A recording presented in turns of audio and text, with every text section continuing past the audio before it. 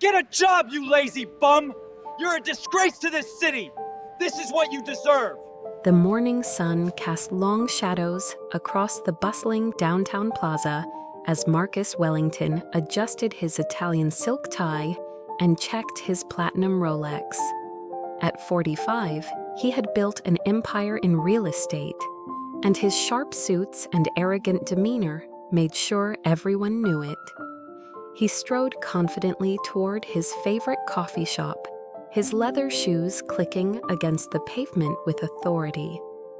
Near the entrance sat an elderly man, probably in his 70s, with weathered hands and clothes that had seen better days. His gray beard was patchy, and his worn jacket hung loosely on his thin frame. This was Henry, an old beggar who had become a familiar sight in the area. A small cardboard sign beside him read, "Hungry, please help," and a few coins sat scattered in an old baseball cap at his feet. Marcus stopped abruptly, his face twisting with disgust. "What are you doing here again, old man?" he shouted, loud enough for passing pedestrians to hear. "This is a respectable business district, not a charity ward." Henry looked up with tired but kind eyes. "I'm sorry, sir. I'll move if you'd like. Just trying to get enough for some food today." "Food?" Marcus scoffed, his voice growing louder and more aggressive.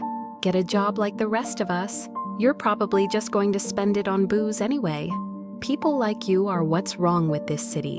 Lazy, worthless parasites bringing down property values." A small crowd had gathered, some filming with their phones, others shaking their heads in disapproval, though whether at Marcus or Henry wasn't clear. Henry's face flushed with embarrassment, but he remained silent, gathering his few belongings to move away from the angry businessman. "That's right, move along," Marcus continued his tirade. "Go find some other corner to contaminate.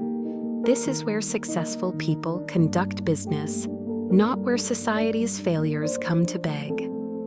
Henry shuffled away without a word, but not before Marcus noticed something in the old man's eyes. Not anger or resentment, but a deep sadness mixed with dignity that somehow made Marcus even more furious. 20 minutes later, Marcus emerged from his coffee meeting in the building above, having secured another $1 million deal. He was in an excellent mood as he entered the elevator to return to the ground floor.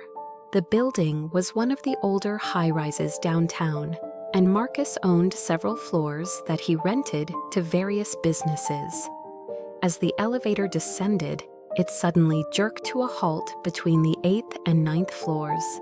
The lights flickered once, then went out completely, leaving him in complete darkness. "What the hell?" Marcus muttered, pressing the emergency button repeatedly. When nothing happened, he used his phone to call building security.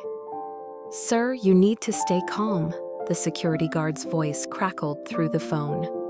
"There's been a major power outage affecting the entire block.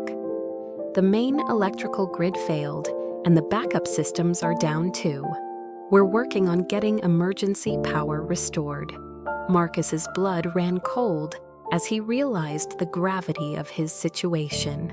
The elevator had become a metal box suspended between floors, with no power to move it. He could hear his own breathing echoing in the small space, and the air was already beginning to feel stale. "Get me out of here," Marcus screamed into the phone, but the line had gone dead as his cell tower also lost power. The building's emergency lighting system had failed completely, leaving him trapped in pitch darkness. He pounded on the doors, panic consuming him as he realized his wealth and influence meant nothing in this moment. Meanwhile, Henry had been walking past the building when he noticed the unusual commotion. People were gathering outside, looking up at the dark windows. The building's security guards were frantically making phone calls, and he could hear them discussing the power failure that had knocked out the entire electrical system. "There's still someone trapped in the elevator," a security guard was telling the building manager. Businessman named Marcus Wellington. He was on the upper floors when the whole grid went down. Henry's heart sank. Despite the cruel treatment he had received just minutes earlier, he couldn't bear the thought of anyone suffering such a fate. He had seen too much tragedy in his long life to wish harm on even his worst enemies. What the crowd didn't know about Henry was that he hadn't always been homeless. 50 years ago, he had been one of the city's most skilled elevator technicians, working on the installation and maintenance of lift systems throughout the downtown area. He had installed and serviced elevators in dozens of buildings until a workplace accident left him with permanent injuries that eventually cost him his job, his family, and his home. Though his body was old and frail now, the technical knowledge and expertise remained sharp. He studied the building's exterior, remembering its construction from his working days. This particular building had an old manual elevator shaft access system, a backup method that the current maintenance team might not even know existed. Without hesitation, Henry approached the security guard.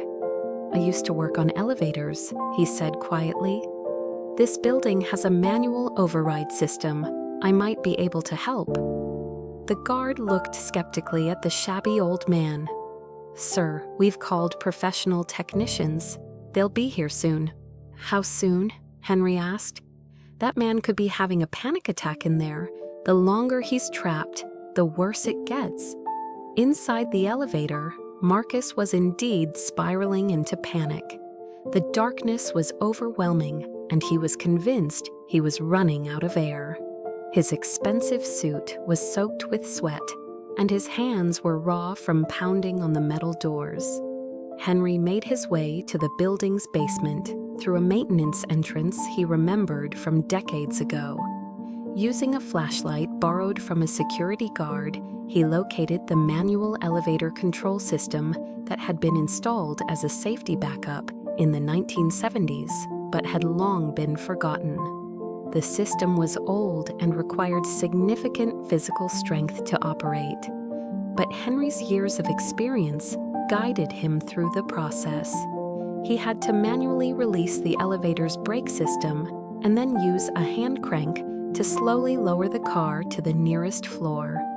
A grueling process that took nearly 30 minutes of sustained effort.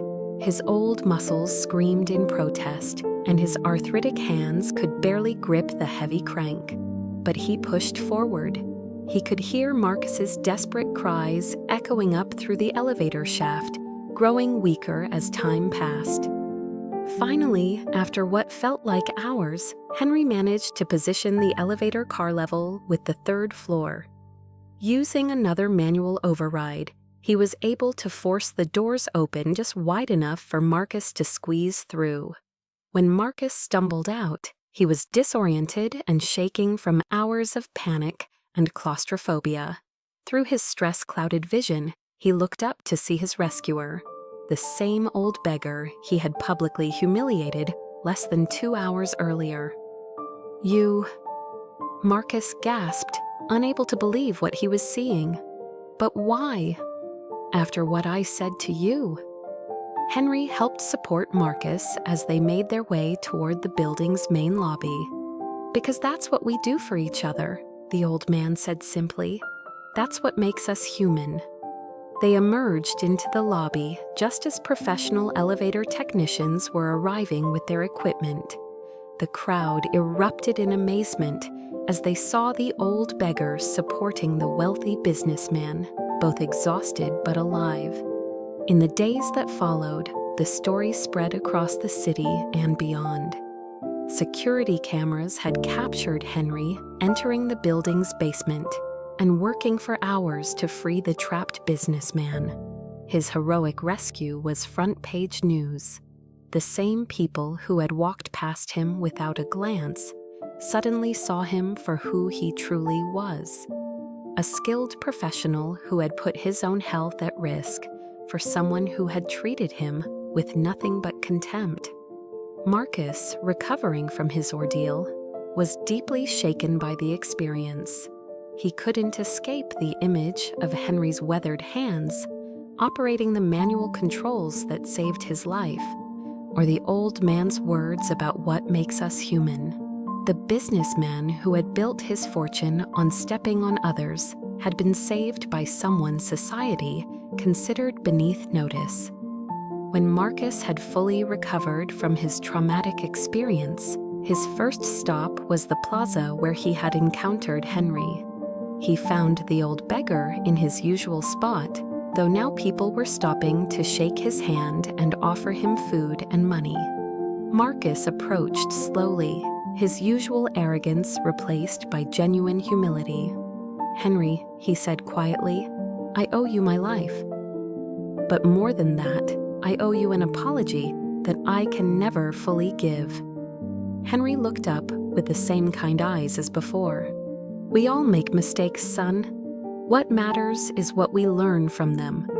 Marcus knelt down beside the old man, no longer caring what anyone thought. "I want to help you. Let me give you a home, a job, anything you need." Henry smiled gently. "I appreciate the offer, but I've learned to find richness in simple things.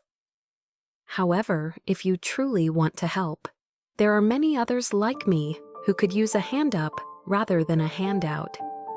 That conversation changed the course of Marcus's life. He established a foundation dedicated to helping homeless veterans and displaced workers, with Henry serving as an advisor. The old beggar's wisdom and technical expertise proved invaluable in creating job training programs that actually worked, rather than just making donors feel good about themselves. Years later, Marcus would often tell the story of the day he learned the difference between success and significance. He had spent his life accumulating wealth and status, but it took an old technician's skill and courage to show him what true richness looked like. Henry never asked for recognition or reward for his heroic act. He continued to live simply, but now he spent his days helping other homeless individuals navigate the services Marcus's foundation provided. The two men, so different in background and circumstance, had formed an unlikely friendship built on mutual respect and the understanding that human dignity has nothing to do with bank account balances. The city plaza where their first encounter took place now bears a small plaque. True wealth is measured not by what we have, but by what we give to others. And every morning, Henry could be found there, not begging, but offering directions to lost tourists, sharing food with stray cats, and reminding anyone who would listen that heroes come in all shapes and sizes. The old beggar who had been mocked and scorned had not only saved a life that day, he had saved a soul. And in doing so, he had reminded an entire city that the measure of a person lies not in their circumstances, but in their character.